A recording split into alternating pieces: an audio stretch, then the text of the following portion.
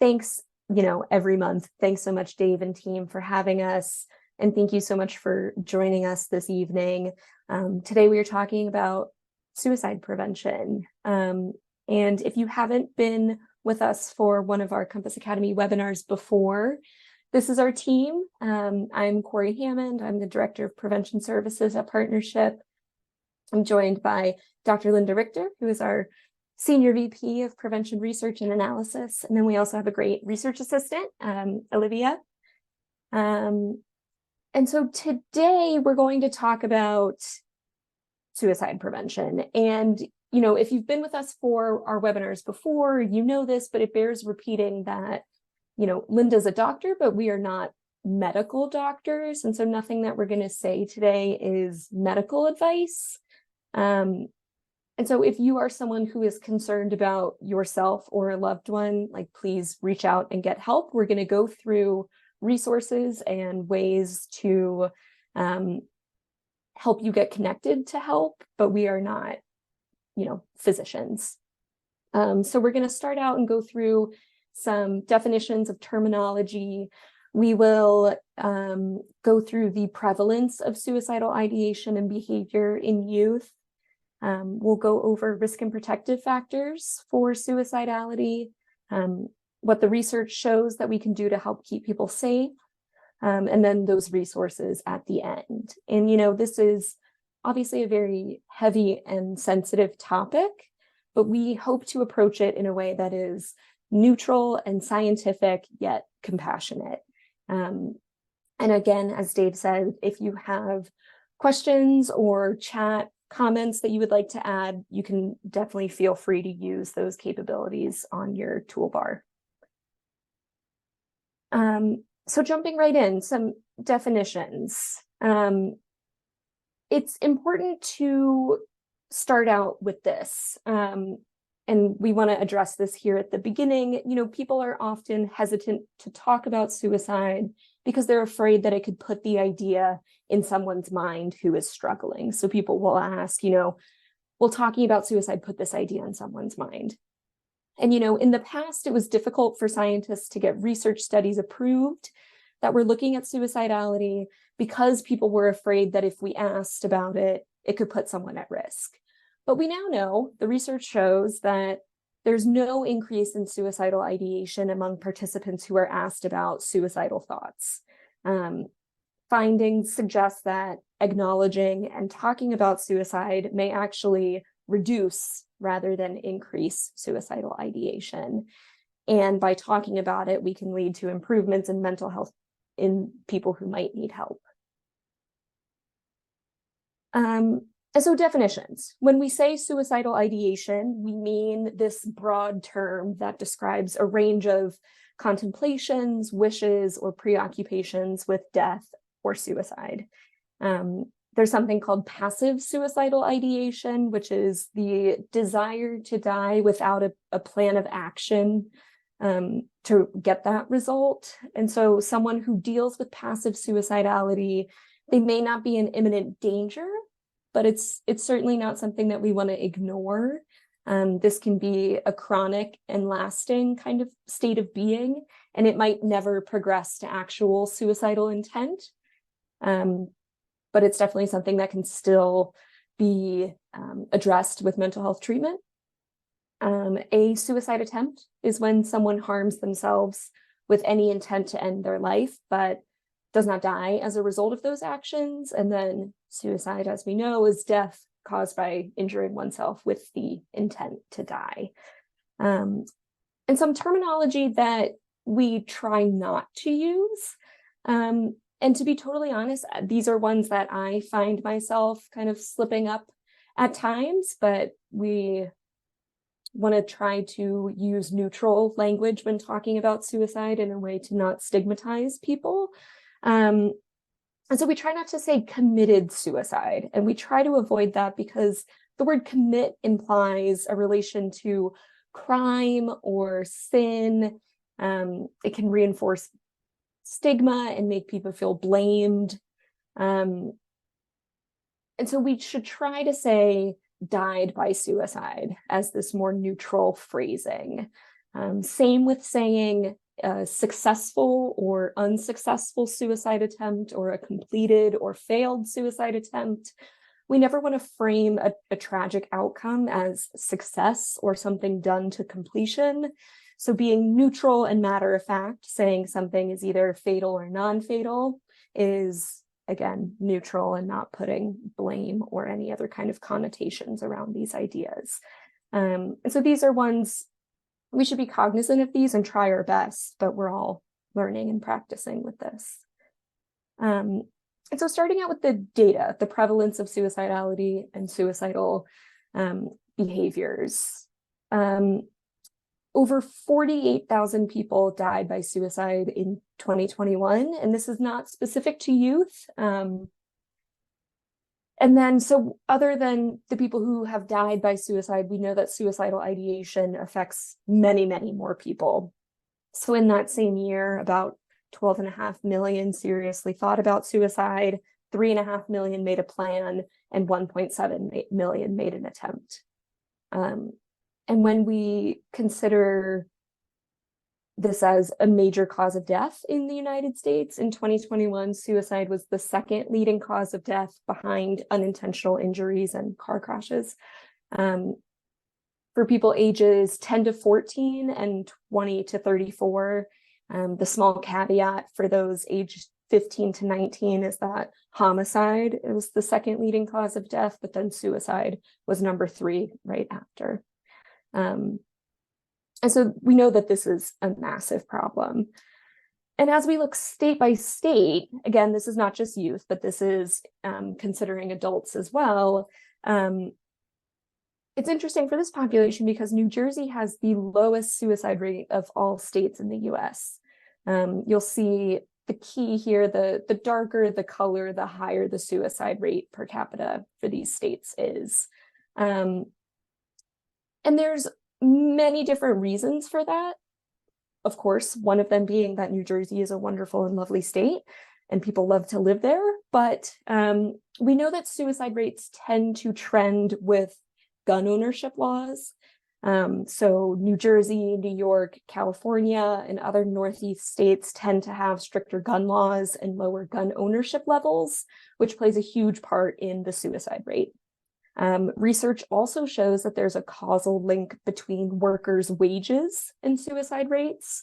As minimum wage increases, the suicide rate decreases. As we're looking, and this is specific to youth now, so self-reports of mental health problems and suicidality, and this is data from the CDC YRBS survey. For each of these, the bar on the left, the lighter blue color is 2011 and then 2021. So 10-year difference between these. And unfortunately, you'll see that for all of these metrics, it's increasing for high school students. Now in 2021, over 40% of high school students reported experiencing persistent feelings of sadness or hopelessness. Over 20% seriously considered attempting suicide, 18% made a suicide plan, and 10% attempted suicide. And of those 10% that attempted, 3% were injured in a suicide attempt and needed medical treatment. So this is a pervasive and serious problem that is increasing over time, which is obviously why we're so concerned about it. Mental health problems and suicidality. This is, again, 2021 data. So students were more likely to experience poor mental health and suicidal thoughts and behavior if they were female, or if they were a part of the LGBTQ+. So more than 20% of LGBTQ+ students reported attempting suicide in 2021. That's more than twice the average. And suicide rates are highest among American Indian or Alaska Native youth populations. When it comes to other race and ethnicities, Black students are more likely than their other peers to attempt suicide, though Hispanic or multiracial students are more likely to have persistent feelings of sadness. And so It's important to know what groups of students are at highest risk, but it's also important to note that suicide rates are increasing for all youth, regardless of race, sex, gender identity. And so this is a universal problem that's not just confined to those who are facing discrimination or struggling with mental health disorders. When it comes to the duration of suicidality, and this is an important topic for when we're thinking about how to prevent suicidality. So 9 out of 10 people who attempt suicide will not go on to die by suicide at a later date. So the vast majority of people who have a suicide attempt will go on to not be suicidal anymore. And we know that the period of heightened risk for suicidal behavior is often only minutes long. There was a survey of over 150 survivors of near lethal suicide attempts. And these were people aged 13 to 34, so on the younger age. And they were asked how much time passed between the moment that you decided to complete suicide and when you actually attempted the act. And 1 in 4, so about a quarter of these individuals, deliberated for less than 5 minutes. So that amount of time is very, very small. And this is so important because when it comes to preventing suicide, if we can just get somebody through that short period of crisis, then the options really open up for how we can help somebody, because then we're not just in this crisis mode of safety. We can now open up the options for a lot more that we can do for somebody. Also important to note that 1/3 of suicide deaths in those 18 or younger had experienced a crisis within 24 hours. And so this is different than adults. Suicide after a specific event is more common in adolescents than it is in adults. And when we think about the teenage brain, that kind of makes sense. Teens, just by nature of being younger and not having as much life experience, they might not be able to see that things will get better. They might not be able to believe that things will get better because they haven't lived long enough for things to get better. This too shall pass kind of mentality, they might not have that yet. They might not be able to see that, one day they can look back and this problem, this crisis that feels huge now might not feel like that forever.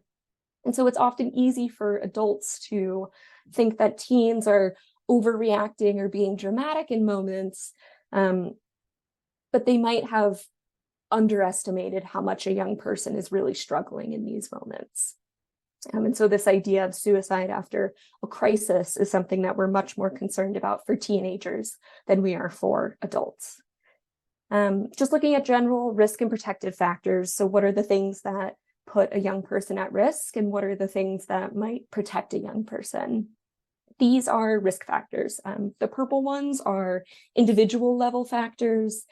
The orange ones are kind of relational between people factors. And the darkest, the black ones, are community or kind of societal risk factors.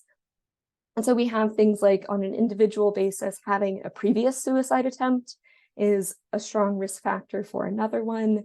Having a history of depression or other mental illness, a serious illness such as chronic pain or having a disability, substance use, antidepressant medication use, and that one might feel slightly counterintuitive, but some antidepressants in a small number of teens have a side effect of increased suicidal thoughts.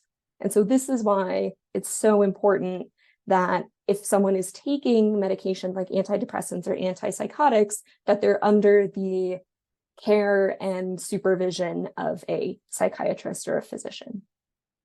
Other things include a sense of hopelessness, being a victim of violence or bullying, having a loved one or a family member with a suicidal past, having violent relationships, being isolated socially, and then larger lack of access to healthcare, experiencing discrimination, and easy access to lethal means, which is something that we'll talk about in a moment. And then some protective factors. Again, the coloring here is the same.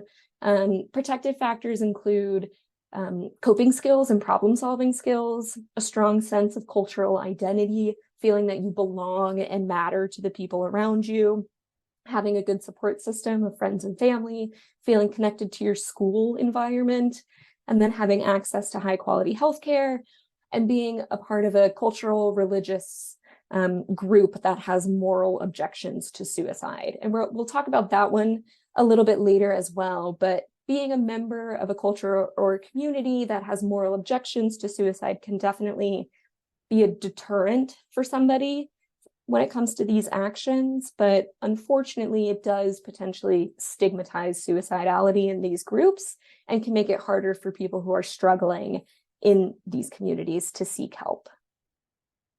And then warning signs. So these are things that we can look out for as signs that someone might be struggling. Expressing a desire to die. And we know that teens have a propensity to do this jokingly. It's not uncommon to hear a kid say something like, if I have to do one more assignment for this class, I'm going to kill myself. And, while we should encourage kids to not make jokes like that, we can, as adults who know these children, we can hopefully tell the difference between a sincere feeling and this kind of just annoying teen lingo. But other than that, things of note include feelings of intense guilt or shame, researching methods for suicide. It's not uncommon for people who are struggling to Google things like how to die by suicide, becoming more isolated, giving away important items, expressing feelings of loneliness or hopelessness, increased substance use, increased risk-taking, abrupt changes in behavior or sleeping patterns, and visible signs of self-harm, so things like cutting. And there's also this interesting idea with someone who is struggling with depression or in treatment for suicidality. You may hear about something called the surge, which is this idea in mental health that it's a wave of abrupt kind of happiness or energy that may seem out of the ordinary for somebody who is dealing with these issues. And so while it may seem like a relief or an improvement, it can also be a warning sign that someone has made a plan for suicide and may be close to acting on it. So that's a well-documented phenomenon. Building on this last slide, and some of these are a little bit repetitive, but these come from Youth Mental Health First Aid, which is a great training program for anyone who works with or interacts with young people. How a child or a youth with suicidal thoughts or behaviors may think, feel, behave, or appear. So these example statements, things like, I'm no good, I'm a failure, everyone would be better off if I wasn't around, or hinting that they're a burden to others could be a signal that this young person needs help. Feeling extreme sadness, feeling extreme anger, feeling overwhelmed with guilt. These are all things that we want to be concerned about. When it comes to behaviors and appearance and well-being, talking or writing or posting about death, dying, or suicide, threatening to hurt or kill themselves, seeking access to lethal means, and all of these things can be indicative of not just suicidality, but other mental health issues. And so even if you notice these things and investigate and are very assured that there's no risk of suicide, this does still kind of point you in the direction that this is a young kid who could benefit from mental health interventions. And then when it comes to appearance, just things like appearing very tired or having abrupt differences in their hygiene compared to usual. And what an adult may see, other signs, missing or skipping class, intense anger, crying spells, fighting with their friends, spending more time alone, talking about not wanting to be alive, not spending time with friends, moody or upset. And again, these are not exclusive to suicidality, and teens, as they go through the ebbs and flows of their normal moods, may exude some of these signs, but abrupt changes that are markedly different from their usual behavior, we want to be on the lookout for.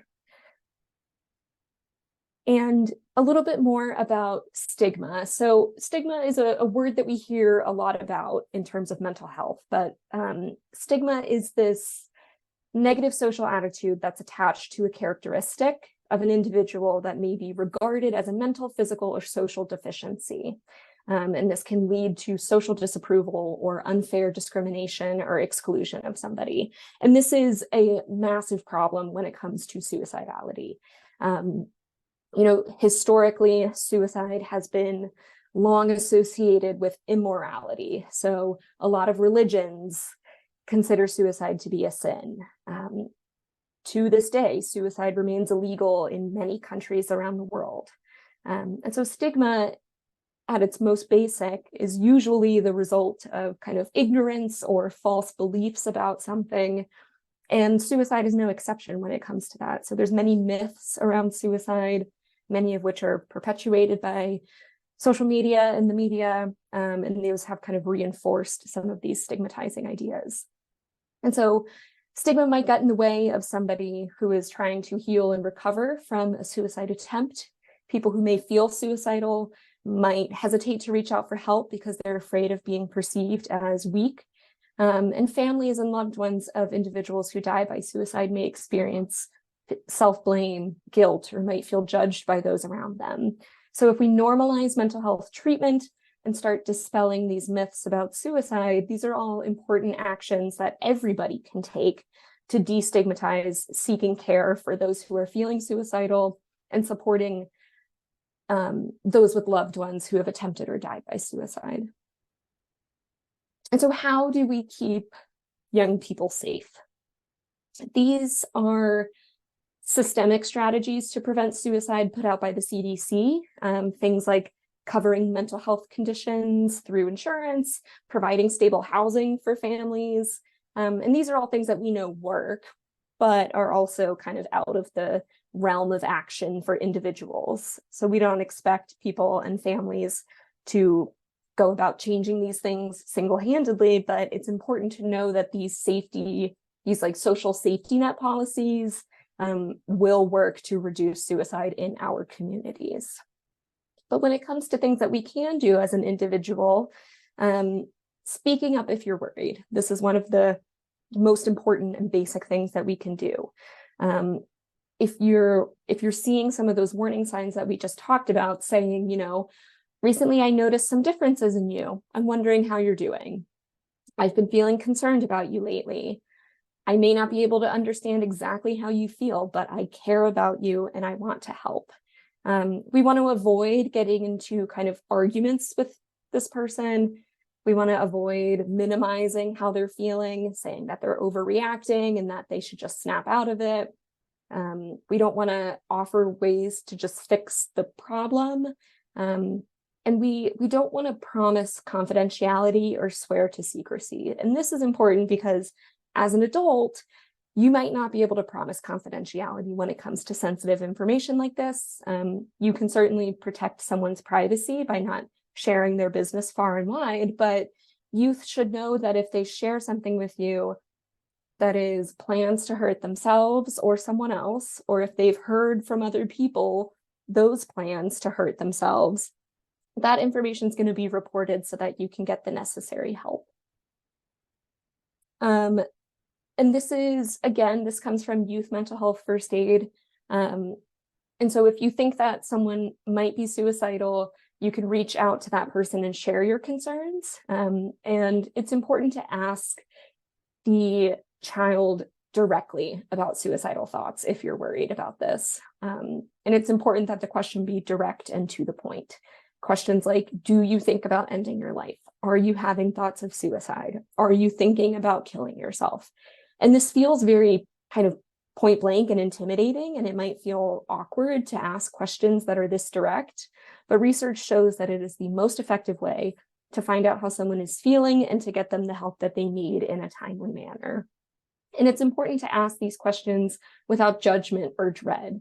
So in these situations, appearing confident and loving and committed to problem solving in the face of a crisis can be very reassuring for the person that you're trying to help.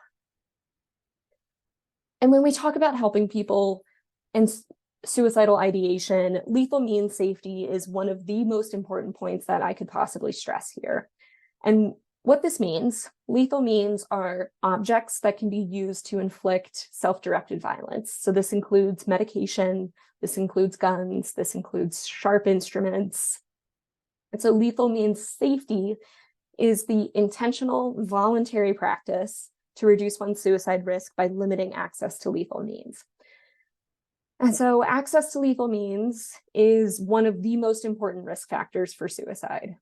Research shows that people in suicidal crisis who don't have access to lethal methods, they're not going to simply find another way to kill themselves. That's a common myth. Most suicide attempts take place during a short-term crisis. Ensuring someone does not have lethal means during that short-term crisis can make the difference between whether someone lives or not. Reducing access to lethal means saves lives. And the most important part of this is that firearms are the most lethal of all suicide methods. If someone is struggling and might be suicidal, one of the most important things that we can do is to make sure that they do not have access to a gun. And so another aspect of this that you may have seen recently, they just installed safety netting around the Golden Gate Bridge to prevent people from using the bridge as a way to die by suicide. And that is a very well-studied example of lethal means safety. And so this works because we know if we make suicide impossible in that moment, by reducing access to lethal means, that person will survive that crisis state, and then the door is open for them to get help. And so more data about firearms, because this is so vitally important. For young people who used a gun in a suicide attempt, almost 80% of them used a firearm belonging to a family member, and 19% used their own firearm. So too often, youth are using their parents' gun. A suicide attempt with a gun will result in death about 90% of the time, which is, I mean, the rate of death by other suicide means is so much lower. Intentional overdoses are fatal less than 5% of the time, compared to 90% of the time with a gun. So this is so vitally important. And depending on state laws, it varies, but there are laws where police departments or gun ranges will take and hold your guns in a situation where you feel like they might be needed to be taken away from access to somebody. When to call 911 versus 988. You may have heard about 988. 988 is the new number that connects people to the National Suicide Prevention Lifeline. It used to be a much longer number and kind of vary by state interactions, but now we just have this big new national 988 number. And that can immediately connect you to trained crisis counselors. And 988 is for anyone who is feeling suicidal, experiencing a mental health or substance use related crisis, or experiencing really any kind of emotional distress. And this is not just for the individual themselves. If a concerned loved one can certainly get in touch with 988 for help too. And it's important to know that the vast majority of calls to 988 in a suicidal crisis, they don't end up needing any further help from law enforcement. So the crisis can de-escalate and this person can get help without having to involve the police. But in the case that a situation does escalate, 988 can easily and very quickly connect someone to local EMS services. But, you know, if someone is in the act of harming themselves or could harm other people, that is when you go to 911 instead of 988. And so outside of a crisis situation, there are brief interventions and therapy and medications that are available for those struggling with suicidal thoughts or behavior and that are proven to work. So when it comes to brief interventions, we have things like safety planning, lethal means counseling, which is teaching how to get rid of lethal means, and crisis response planning. When it comes to therapy, trained therapists can do collaborative management and assessment of suicidality, CAMS, CBT, cognitive behavioral therapy. There's a section of it that is related to suicide prevention. Dialectical behavior therapy is a specific form of talk therapy that's adapted for people who feel emotions very intensely.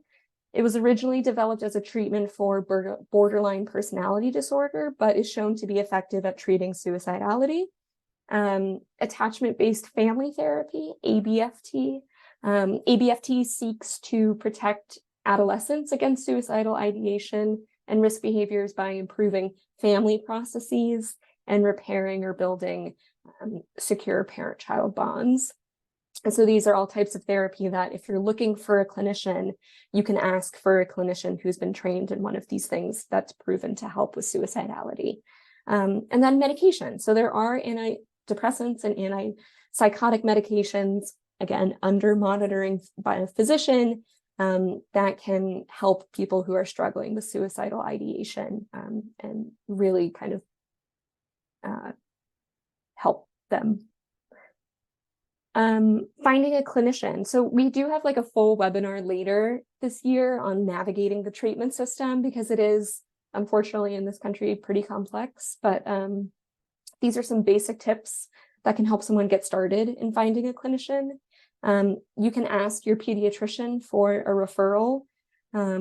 If you are someone who has insurance, you can look at your insurance to get a listing of those in your area who are covered. If you're not insured, you can look for mental health centers in your community. Students can start with, their NJ4S prevention consultant in their school or go to a guidance counselor for help getting outside care. And I included Psychology Today has a search engine that you can use to find therapists in your community. If you're in Monmouth County, Monmouth ACTS, ACTS just launched, and this is a navigation system. It has a lot of different components like a warm line to help connect people to services. And you can use the resource net here to help find therapists or community health centers in your area. And just kind of going back to what we know works. If you are a parent of a young person who's made an attempt or seems to be at risk for suicide, having direct, open, compassionate conversations has been shown by almost every study to be the most effective approach. And you might have seen this before. This is Partnerships PSA from a couple years ago, the Starts with Connection campaign. And so this, ending addiction starts with connection. So this is obviously focused on addiction, but the idea there is the same. So we know that suicide occurs in moments of extreme isolation, and the opposite of isolation is connection.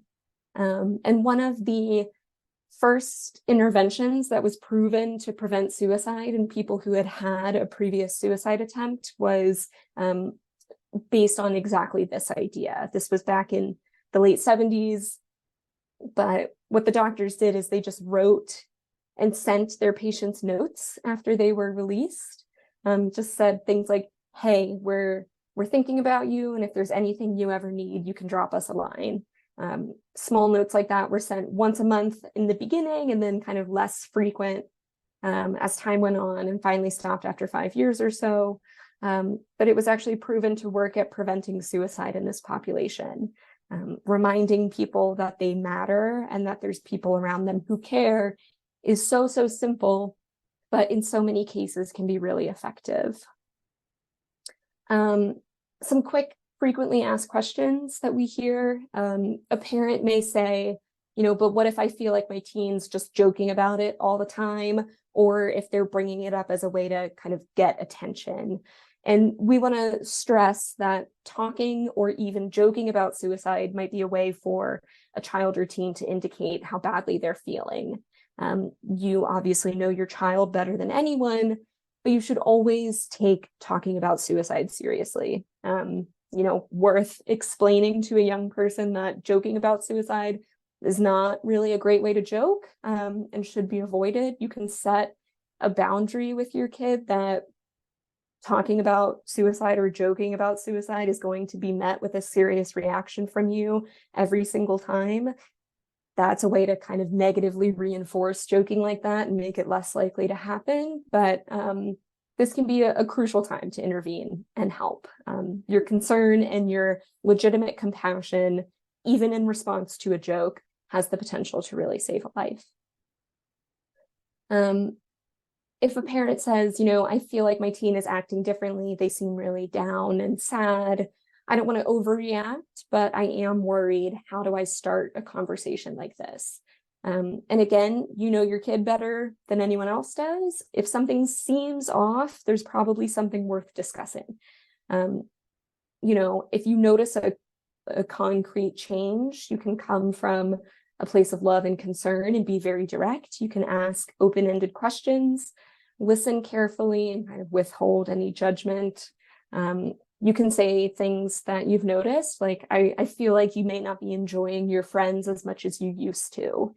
That can feel less accusatory than saying, you're acting different, you're acting strange. And that can really open the door for them to talk about how they're feeling. And, you can start with, are you okay? Some teens might not answer that question. They might just say, yeah, I'm fine. But you can always prompt for more kind of open-ended questions to try to get them to share. But if it seems to you that they are feeling hopeless, trapped, or overwhelmed, then ask those direct questions. Ask if they've ever thought about hurting themselves or ending their life. And so then quickly, I want to go through some resources, both local and national, for parents and caregivers. The Society for the Prevention of Teen Suicide, they have a lot of great programming and resources for parents. They're local to New Jersey, and they do a lot of great work all over New Jersey. So they have things like these fact sheets. If you need references for remembering what to look for, they have toolkits for parents, a lot of really helpful information. Again, if there's one that you try to keep in the back of your mind, 988, the new suicide and crisis lifeline, 24 hours a day, free and confidential support for people in distress or people concerned about a loved one. The website has a lot of really great information. You can call, text, or chat these crisis counselors at any time, and they can always refer you to local resources. A local New Jersey resource is Second Floor, secondfloor.org. This is a confidential and anonymous helpline for New Jersey youth and young adults. They're here to help young people find solutions to problems. This is not necessarily suicidality, but it does include that. Any problems that they may be facing at home, at school, or elsewhere. This is for people between the age of 10 and 24 that are residents of New Jersey. And if they want to talk about an issue or a problem, they can call or text the number. There's also a chat line and message board. The Trevor Project, this is for LGBTQ youth. Their mission is to end suicide among LGBTQ youth. This is another one that you can text, call, chat with a counselor 24 hours a day. Their website also includes a lot of really incredible support and resources. I mentioned lethal means safety. There's counseling on access to lethal means, which is a training that parents or professionals could go through to help families learn how to develop a plan to reduce access to lethal means. And then finally, Now Matters Now. This is a website that has a lot of skills-based trainings and support for coping with suicidal thoughts, with a focus on evidence-based practices based in dialectical behavior therapy, DBT, that one of those treatment modalities that I mentioned earlier that we know to be effective in treating suicidality. But yeah, that's all I have for you all today. Thank you so much for joining. I have about 10 minutes if there's any questions that people have in the chat or the Q&A. There was a question from Caroline, but I'm sorry, Caroline, we missed when you asked this. So if you could, is she able to unmute herself, Dave? No, I don't think so. I wonder, Caroline says, would this also apply to substance users? I know you mentioned children, but I'm curious if these would also apply because substance users can feel the same way or think the same way.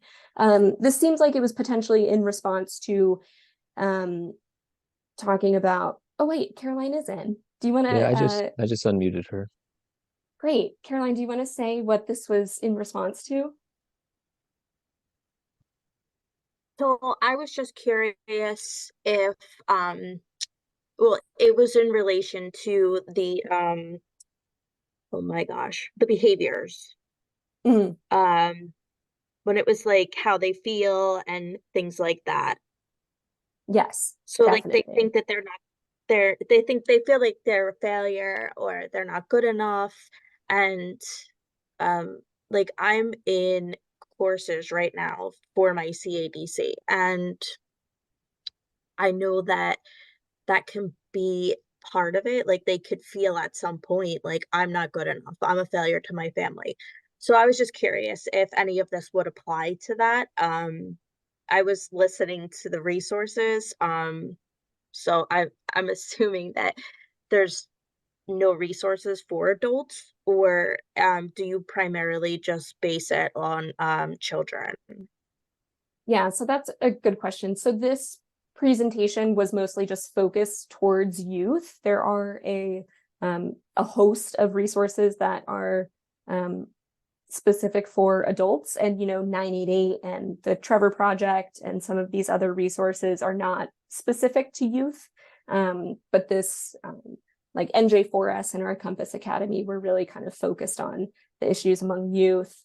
But in regard to the first part of your question, I think, yes, absolutely. Those warning signs and the thoughts and behaviors that are indicative of suicidal behavior can definitely overlap and be similar to substance use in populations. We talk a lot about we're trying to teach parents to have kind of their antenna up and notice any marked change in behavior.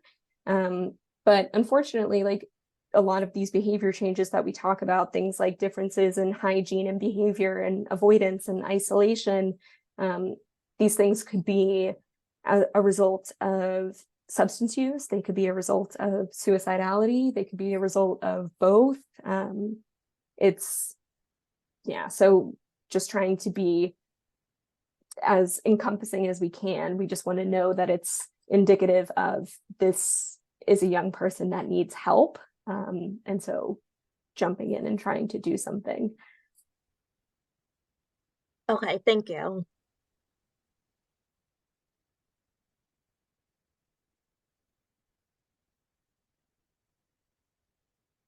There was a question about sharing slides, which we will, right, Dave? That appears on the website for anyone to see. Yeah, that's right. So you can find our slides and a copy of this recording on the preparedbehavioral.org/NJ4S Compass website after tonight. You will also be receiving a certificate of completion to your email tomorrow. And we're always happy to take any questions even after the fact if we weren't able to answer them tonight. Looks like you do have another question. Yeah. I see someone is asking for more info on DBT. I can definitely pull some info about DBT and share it with the Compass team to then kind of share outwardly. We're going to have a one-pager that has some resources and information about this topic, and I can be sure to include some stuff about DBT in that one-pager. Thank you, Corey. And then I also see someone asked, can providers call 988 on behalf of a client, or would 988 reach out to the client if they won't call themselves? And this is a good question. The first part of that, I don't know about if a provider can call on behalf of a client. I'm pretty sure that 988 is not going to reach out to somebody. Like if a provider says, can 988 please call my client? I don't think they'll do that. But Dave, do you know if 988 has that capability? It's a great question. I'm not sure. 988 is fairly new, and we haven't really had too much experience training with the process yet. So I can look into that though, because that is a great question. Yeah. I know I 911 has a certain response in that way where they would go to your house if you were in danger. Right. But I think I'm not- because 988, the interactions that you're having are confidential. I don't think they collect or amass your contact information. So I don't think you can share contact information with 988 to have them call someone outwardly like that, but not 100% sure on that. Yeah, so what I would say in the case of if it's an adult that perhaps needs a crisis intervention, always utilize 911 because police are now often trained, at least in New Jersey, in the local part of New Jersey where we are, in, mental health crisis intervention. So they often can come out and do a screening, and if they feel that it's something they can't help with, they can either transport the individual to the hospital or maybe initiate a call to 988 with the person. If it's a child, if it's a youth under 18, we have the Perform Care, the Children's Mobile Response and Stabilization, throughout every state, county in the state. So you can always have the parent contact that unit, and they will respond directly to the home to do the response with the child. I believe they see children 2 through 17, or maybe even goes through 21 now. I think they've upped the age. That's a great resource to have as well. That we have on our website under our resource page, on that Compass resource page. It's great for parents to have access to that. And that avoids a call to 911 or a trip to the hospital. The social worker comes right to your home. Good questions. Yeah, I think Corey, what you did a great job with this presentation. There's a lot of major takeaways, and I think one of the things you said early on that I think a lot of people used to be afraid to ask kids if they are feeling suicidal. I think that is some research that came out, not too long ago to indicate that, asking kids about suicide is actually going to reduce their suicidal, ideations at times, because it's going to give them an opportunity to not feel judged, to not feel ashamed about it, and have an opportunity to actually talk about it openly. So, when some of us were growing up, it was kind of a taboo. You don't ask about it because you can plant that idea in their mind, and we've learned that that's not the case anymore. So that's good that you mentioned that. And I think, we didn't get too deep into the kind of clinical aspects of suicide, but I think a good takeaway also is to know that, people don't want to die. We're born to survive. That's kind of why most of us, have an innate ability to want to survive and protect ourselves. They don't want to suffer. They want to find an answer to end their suffering. So sometimes they find that suicide's the only answer, but it is quite preventable with the right resources, the right support, and those connections to adults. So that was a great message that she sent, and I believe that everyone got something hopefully very useful out of that. If you had to step away or would like to watch it again, it will be available on our website by tomorrow afternoon. And the one-page fact sheet will also be on the website, so you can get some more resources. Continue to please follow us on social media so that you can get up-to-date information about upcoming events. We will hopefully otherwise see everybody next month. We are intending on expanding our Compass Academy to the local Ocean County library system. We are hopefully going to be launching this in the next month for both youth and adults. Linda and Corey will not be present, but our staff from the Preferred Compass team will be there to provide different presentations on bullying and social media and substance use and other topics as well to connect with the community. So stay tuned for more information. And we're just about time. So thanks everybody. Have a great evening and a safe weekend. See you soon.